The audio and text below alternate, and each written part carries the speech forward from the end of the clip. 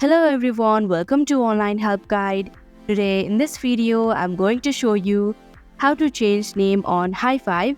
So without any further ado, let's get started. First of all, open hi5 application. Here, click on the three horizontal lines in the top left corner. Tap on the profile icon. Now click on the pencil icon in the right hand side of your screen. Here you can see display name option, tap on it. Now remove the previous name and type in a new one. Tap on the save option in the top right corner. And that is how you can change your name on hi5 application. Thank you for watching Online Help Guide.